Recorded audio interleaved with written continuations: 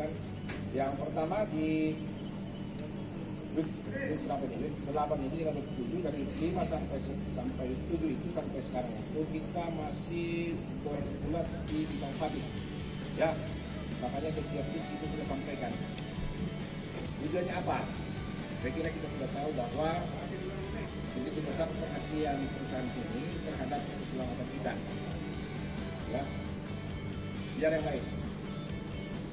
Bukan karena alat yang rusak, tapi karena keselamatan kita. Makanya kayak perjalanan sih, kalau ada yang terindikasi fatigue, itu langsung kita serahkan. Kenapa? Lebih baik kalau istirahat di sini 1 jam, 2 jam daripada kalau istirahat selama-lamanya. Itu tujuannya. Makanya terus karena itu dipantau semua bos-bos kita. Bukan kami saja yang pantau, jadi setiap ada yang terindikasi fatigue, yawning, distraction itu jadi yawning itu yang menguap, ya, itu dipantau juga. Kemudian distraction itu kalau ada yang menurut samping ke kiri ke kanan itu semua itu pantau. Jadi apapun aktivitas yang kamu lakukan di truk itu semua terpantau, ikut terekam sama kamera. Makanya saya dengan Pak Arfi itu saya dipanggil. Apakah kamu ngantuk, apakah kamu distraction, atau apakah Anda itu yawning? Semua kita ini. Yang masuk di coaching itu semua kita gitu. Ya. Nah, kalau 3 kali di coaching masih melakukan hal yang sama, kita step. Jadi tidak usah takut dengan yang coaching, belum pernah coaching. Karena ini memperbaiki ada yang keliru, banyak salah. Pertama, untuk menurut pertama ini tidak konsisten supaya sampai pelajaran bahwa apa yang kita lakukan itu keliru, itu bisa mengancam keselamatan kerja kita, bukan kita mengancam dia tidak butuh kita. Makanya kita sedang mengenai jadi setiap kita kesempatan kita dan resor dan apa bukan.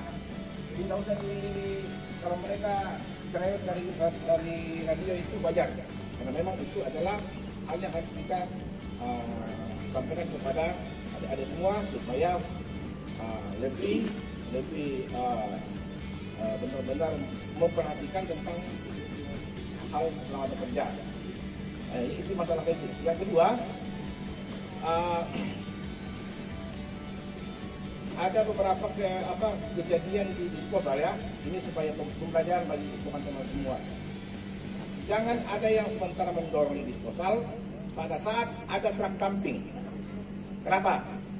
Kalau disposalnya tiba-tiba patah, kalian terbawa. Jadi kalau ada truk dumping, keluar dulu dari dari batas dumping, keluar dulu, dumping dulu baru mendorong. Nah itu yang kita jaga. Mungkin kejadian itu hanya sekali dalam setahun, tapi kalau kejadian itu bisa menyebabkan itu fatality, maka itu yang harus kita lihat. Jadi adik-adik yang bawa disposal, kalau perhatikan jangan dumping, kecuali kalau memang disposal finger. Tapi kalau disposal yang yang punya batas dumping, itu bahaya. Bahaya di situ. Ya. Nah, yang ketiga yang saya sampaikan hari ini, mining tour, kemudian ada tim gempa yang masuk. Adik-adik yang bawa doser di face, yang disebutkan telah diperbaiki, kita punya semua loading point 100 meter dari loading point. Nanti Greren juga bantu. Ya Pak Arvin ya, karena hari ini bos-bos akan mau masuk. Jadi tolong perhatikan cara mengoperasikan truk. Khususnya ini saya sudah apresiasi sama teman-teman yang bawa yang isi solar. Saya sudah perhatikan tinggal 2. Terima kasih semua, terima kasih itu. Tapi tolong dipertahankan, jangan cuma sekali kita lakukan, tapi itu terus menerus kita lakukan. Jadi usahakan 1 yang di isi solar, 1 standby, ya. Sepakat? Ya. Karena jangan sampai itu penting, ya. Jadi jangan biarkan juga teman-teman kita dari karena kelalaian kita, jangan biarkan teman-teman dari fire itu bolak-balik ke lapangan itu karena satu kejadian. biarkan dia memperbaiki alatnya di sana, tapi jangan biarkan sampai ke lapangan. Setuju kalau kita teman-teman fight itu tidak sampai ke lapangan? Kalau sampai ke lapangan berarti ada apa-apa. Kenapa daerah kita ini daerah yang paling ekstrim? Kalau ada yang mengantuk masuk ke jurang, siapa yang mencari? Itu yang saya paling jaga. Lebih baik saya kehilangan harta benda daripada kehilangan nyawa kalian. Karena itu adalah moral. Sepakat toh? Jadi itu tolong. Kami tegaskan keras, kami tegaskan aturan. Jadi kita tolong teman-teman semua yang fatigue lapor nih. Saya ini hari ini tidak fit. Saya ya tidak perlu apa-apa. Kita tidak akan hukum. Daripada kalian tidak jujur, memaksakan diri, akhirnya fatal. Jadi itu saja yang saya bisa sampaikan. Terima kasih atas kontribusi kita dari selama ini kepada saya dengan Pak Arvin. Ya, mungkin mudah-mudahan fatigue ke depan ini masih sudah berkurang, tapi belum maksimal. Terima kasih semua teman-teman. Ya, silakan. Iya, sedikit saja. Sudah ada disinggung Pak Linus tadi ya. Baik teman-teman, selamat pagi. Assalamualaikum warahmatullahi wabarakatuh. Salam sejahtera bagi kita semua. Sudah disampaikan Om Linus, biar dia kehilangan harta daripada kehilangan kita. Artinya malam kedua ada lagi jalan kote. Paling soal hari bebas. Ya, oke. Just gini saya untuk pengisi. Ya, teman-teman, kami applause untuk 1 week ini, masih 2 week lah, week 7, week 8 itu memang fatigue masih ada yang muncul. Ada yang setelah klarifikasi dengan CCTV-nya, memang ada yang tidak fatigue, tapi masih ada yang fatigue. Kita terus perbaiki ini teman-teman, kita terus ingatkan. Makanya kalau misalnya ada yang fatigue dan tidak bisa kita lanjut, kita terus berapa begitu. Tetapi perlu juga kita sama-sama komitmen bahwa kan kita ini bekerja secara shift dan itu sudah menjadi tanggung jawab kita. Jangan sampai tiap masuk malam juga, tiap minggu juga masuk malam kita fatigue terus, kan jadi pertanyaan juga. Contoh gini, saya mau Malden, tahu Pak, mau contoh Malden, Pak mobil misalnya, malam pertama fatigue, minggu depan lagi malam kedua fatigue, kan itu jadi pertanyaan, bagaimana persiapan anggotamu kerja nih? Itu kan jadi pertanyaan. Kalau mungkin dalam 12 kali, mungkin oke lah, kita manusia. Tapi kalau tiap malam mau fatigue, kan jadi pertanyaan juga, bagaimana persiapan kita dalam mau kerja malam? Dan bukan hanya malam, pagi juga ada di range jam 8, jam 9 itu biasa muncul jam setelah makan, jam setengah 2 sampai jam 2 kadang-kadang muncul itu. Di jam-jam itu kita jaga itu. Ya. Kemudian mungkin kemarin banyak yang ada cuti atau ada yang sakit. Jadi kami ingat lagi untuk daerah loading point ya. Teman-teman doser misalnya proaktif sedikit untuk menjaga area loading point kita, tempat parkir kita. Kalau ada yang tidak standar dan tidak bisa teman-teman solve di situ, selesaikan di situ, sampaikan ke kami. Kalau memang bisa kita perbaiki, selesaikan ya. Apalagi kalau misalnya ada money tour, bukan di masalah money tour ini. Setiap saat sebenarnya kita harus menjaga itu, ya, supaya kita bisa bekerja dengan parkir alat pun jangan sampai ada temuan lagi, misalnya di Karapan Delta, misalnya teman-teman mau sholat atau mau buang air, kepala dump truknya menghadap ke tanggul. Ya, tolong perhatikan itu. Masih ada temuan dan kemarin saya sempat panggil keburu-buru mereka tanya, tidak bisa menahan. Jadi, tapi tetap kita akan panggil untuk mengingatkan itu karena itu tidak standar. Ketika teman-teman mundur, tidak menutup kemungkinan ada teman mekanik atau yang bawa LP di belakang, blind spotnya besar sekali. Kita gilas itu dan itu yang kita tidak ingin terjadi. Ya, masalah parkir. Jadi mau LV, mau doser atau mau dump truck di tempat parkir parkir mundur nih, ya, supaya ketika kita mau keluar aman mau keluarnya, ya. Kemarin juga masukkan teman-teman bagaimana kalau misalnya parkir dump truck itu ke depan tidak parkir mundur.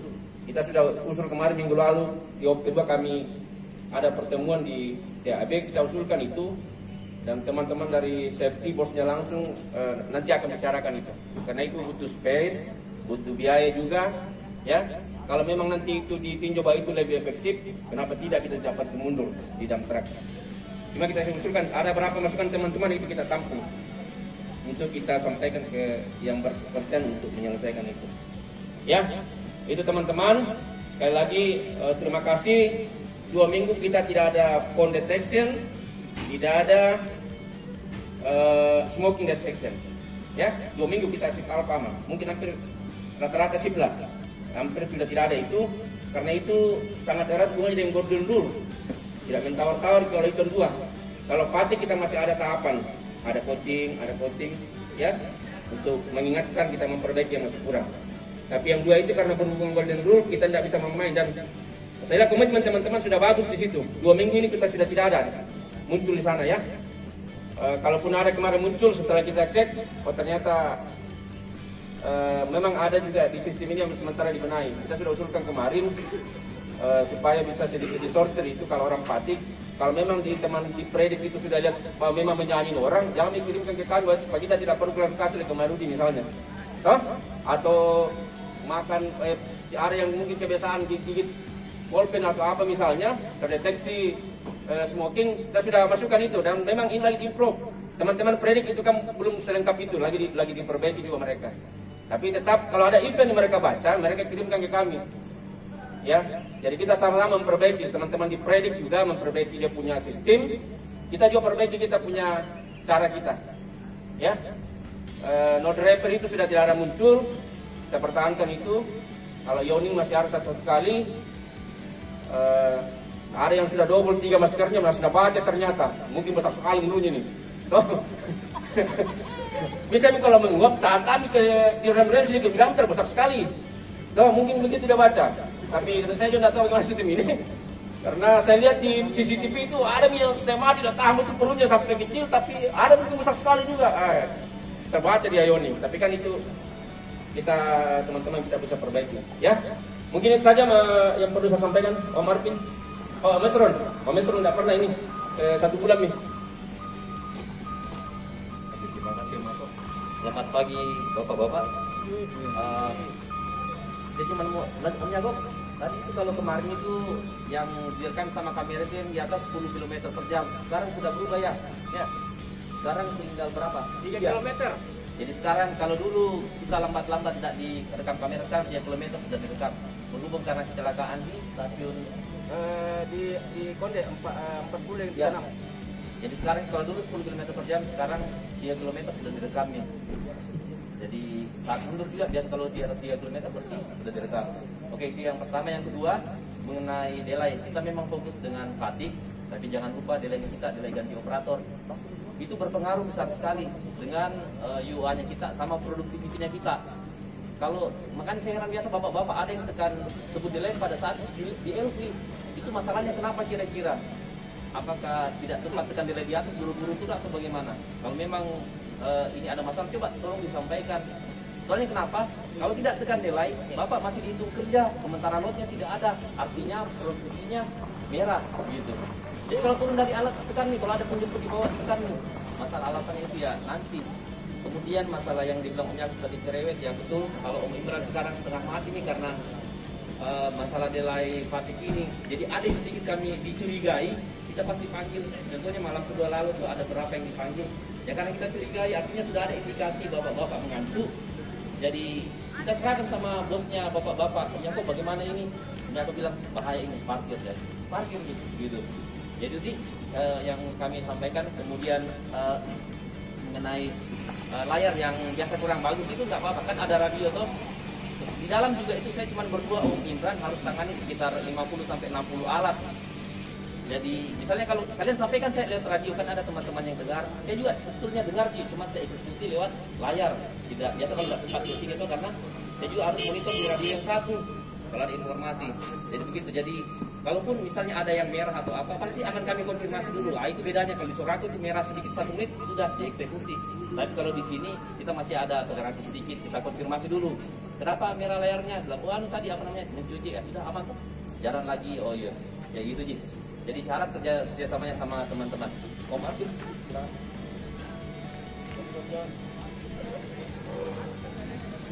Oke, assalamualaikum warahmatullahi wabarakatuh. Salam. Selamat pagi, salam sejahtera untuk semua. Untuk kesempatan ini mungkin ada tadi dari Pak Linus dan Pak Yaakob sudah menyampaikan banyak hal termasuk dari Pak Isron.